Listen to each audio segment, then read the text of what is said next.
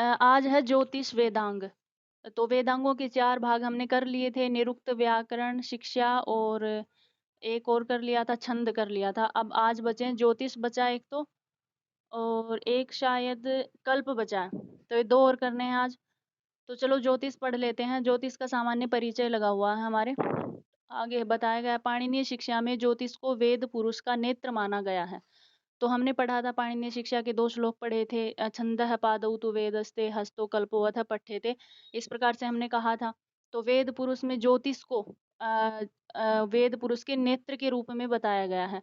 तो ऐसा कई बार आपसे पूछा जाता है कि ज्योतिष वेद पुरुष का क्या माना जाता है, तो आप वहां जाके टिक करना चक्षु माना जाता है। या फिर पूछ लेंगे आपसे कि इन 6 वेदांगों में चक्षु किसे कहा गया है, तो वेद पुरुष के नेत्र को चक्षु कहते हैं, या ज्योतिष को नेत्र कहते हैं वेद पुरुष का। ठीक है। तो ज्योतिषाम अयनम चक्षु, अर्थात ज्योतिष का अर्थ है ज्योतिर्विज्ञान, जहाँ पर सूर्य, चंद्र, ग्रह, नक्षत्र आदि आकाशीय पदार्थों की गणना ज्योतिर्मय पदार्थों के अंतर्गत होती है। ठीक है। मतलब जिस ग्रंथ में सूर्य, चंद्र, ग्रह, नक्षत्र आदि देख करके हम गणना करते हैं, फिर हम शुभ घड़ी या शुभ घड़ी का निर्णय लेते हैं, उन सब के बारे में, नक्षत्रों के बारे में, ग्रहों के बारे में जो जिसके अंतर्गत बोध होता है, वो हमारा ज्योतिष विज्ञान है। वेदांग ज्योतिष भारतीय ज्योतिष शास्त्र का प्राचीनतम ग्रंथ है और इसके आचार्य लगध माने जाते हैं, जिसको लगधाचार्य कहते हैं। ये प्रश्न आपसे बहुत बार रिपीट कर दिया गया है कि ज्योतिष के आचार्य किसे माने, ज्योतिष के आचार्य कौन माने जाते हैं। तो आपको बताना है ज्योतिष के आचार्य लगध हैं, या लगधाचार्य लिखा मिलेगा या लगध अकेला लिखा मिलेगा। ठीक है। तो ज्योतिष के जो रचयिता हैं, ज्योतिष ग्रंथ जिन्होंने प्रणीत किया है, वो है लगध। आगे लिखा है वेदांग ज्योतिष के 2 पाठ प्राप्त होते हैं, मतलब चारों वेदों के ऊपर नहीं मिलता है ज्योतिष। ज्योतिष ग्रंथ मात्र 2 ही वेदों पर प्राप्त होता है। एक ऋग्वेद के ऊपर प्राप्त होता है इसका ग्रंथ, और एक होता है यजुर्वेद के ऊपर प्राप्त। तो एक का नाम है आर्च ज्योतिष, और जो आर्च ज्योतिष होता है, अर्थात ऋग्वेद से संबंधित जो ज्योतिष है, अर्थात ऋग्वेद से लिया गया जो ज्योतिष है, उसको हम आर्च ज्योतिष बोलते हैं। ठीक है, ये आपको याद रखना, आर्च ज्योतिष ऋग्वेद से संबंधित है।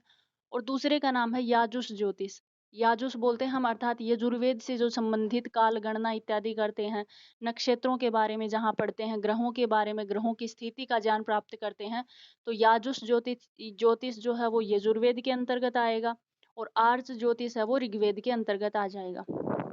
ऋग्वेद जो ज्योतिष है उसमें 36 श्लोक हैं, अर्थात आर्च ज्योतिष में 36 श्लोक हैं, और यजुर्वेद का जो ज्योतिष है उसमें 44 श्लोक आते हैं। आगे है शंकर बालकृष्ण दीक्षित 1400 ईस्वी पूर्व मानते हैं। ज्योतिष का जो समय मानते हैं वो ऐसा मानते हैं कि 1400 ईस्वी पूर्व इसका समय है, लेकिन फिटनी 1338 इसका ईस्वी पूर्व समय मानते हैं। समय आपसे नहीं पूछा जाएगा, अभी तक तो नहीं पूछा गया है, और मुझे लगता है अभी भी नहीं पूछा जाएगा, क्योंकि इनका कोई समय निश्चित नहीं है। बस कुछ विद्वान थोड़े बहुत प्रमाण दे देते हैं, उसके हिसाब से ऐसा बोल देते हैं कि शायद 1400 ईस्वी पूर्व रहा होगा या 1338 ईस्वी रहा होगा। तो ऐसे प्रश्न नहीं आते हैं आपसे। लेकिन हाँ, ये याद रखना, ज्योतिष लगध ने लिखा है, वेद पुरुष का नेत्र कहा जाता है, और 2 ही वेदों पर प्राप्त होता है, एक आर्च ज्योतिष है, एक याजुष ज्योतिष है। जो आर्च ज्योतिष है वो ऋग्वेद से लिया गया है, जिसमें 36 श्लोक हैं, और एक याजुष ज्योतिष है जो यजुर्वेद से लिया गया है, जिसमें 44 श्लोक प्राप्त होते हैं। ठीक है, इतना तो आपको जरूर याद रखना है। ये वेइबर मैक्स मूलर भी समय बताते हैं कि वेइबर 500 ईसा पूर्व ऐसा मानते हैं कि शायद ज्योतिष का समय रहा होगा। मैक्स मूलर भी 300 ईसा पूर्व मानते हैं। तो देख लेना थोड़ा थोड़ा। आगे है शोभाकार द्वारा वेदांग ज्योतिष पर एक भाष्य प्राप्त होता है, यह भाष्य प्रकाशित किया है। सुधाकर द्विवेदी ने भी वेदांग ज्योतिष पर भाष्य लिखा है। वेदांग ज्योतिष के प्रथम आचार्य ब्रह्म हैं, ऐसा माना जाता है कि जो वेदांग ज्योतिष है उसके सबसे पहले आचार्य ब्रह्मा हैं। ब्रह्म ने अपने पुत्र वशिष्ठ को ज्योतिष विद्या सिखाई थी। विष्णु ने उस ज्ञान को सूर्य को सिखाया, जो सूर्य सिद्धांत के नाम से प्रसिद्ध हुआ। सूर्य ने उस सिद्धांत को मय को पढ़ाया, जो वशिष्ठ सिद्धांत के नाम से प्रसिद्ध हुआ। और ज्योतिष शास्त्र का प्राचीन रूप वैदिक संहिताओं में प्राप्त होता है, जहाँ पर ज्योतिष शास्त्र के 18 प्रवर्तक माने जाते हैं। तो ये आपको याद नहीं करना है, मात्र एक बार पढ़ लेना कि ऐसा-ऐसा ज्योतिष में है, ज्योतिष का विषय यहाँ पर प्राप्त होता है, इन-इन वेदों में प्राप्त होता है। पहले ब्रह्मा माने जाते हैं, ब्रह्मा ने पढ़ाया किसी और को, फिर आगे विष्णु ने सूर्य को पढ़ाया, सूर्य ने मई को पढ़ाया। इस प्रकार से थोड़ा-सा याद रख लेना, बस बाकी पेपर में नहीं आने लायक है ये। तो ये 18 प्रवर्तक माने जाते हैं ज्योतिष के।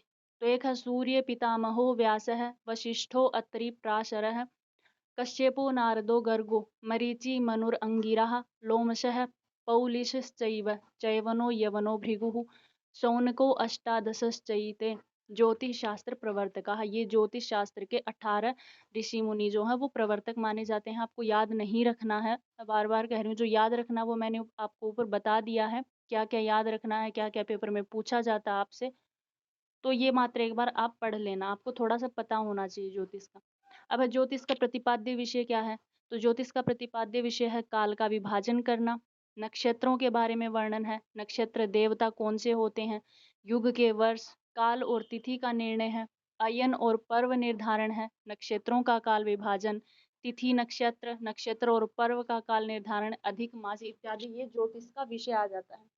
आपको पता ही है ज्योतिष के बारे में, कुंडली वगैरह देखते हैं जिसमें नक्षत्रों को देखते हैं, कोई भी हम घर बनाते हैं, कुछ भी जैसे हम हवन करते हैं या कुछ भी करते हैं तो सबसे पहले हम ग्रहों की स्थिति जानते हैं, कौन सा ग्रह किसके लिए उपयोगी होता है, कौन किसको ज़्यादा प्रभावित करता है, तो ये सारा ज्योतिष का विषय है। ठीक है, इसको आप अच्छे से कर लीजिए। आगे है वेदांग ज्योतिष के अनुसार 500 सौर वर्षों का एक युग होता था। अ, ऐसा ज्योतिष में बताया गया है। बस मात्र देख लेना, याद नहीं करना है ये।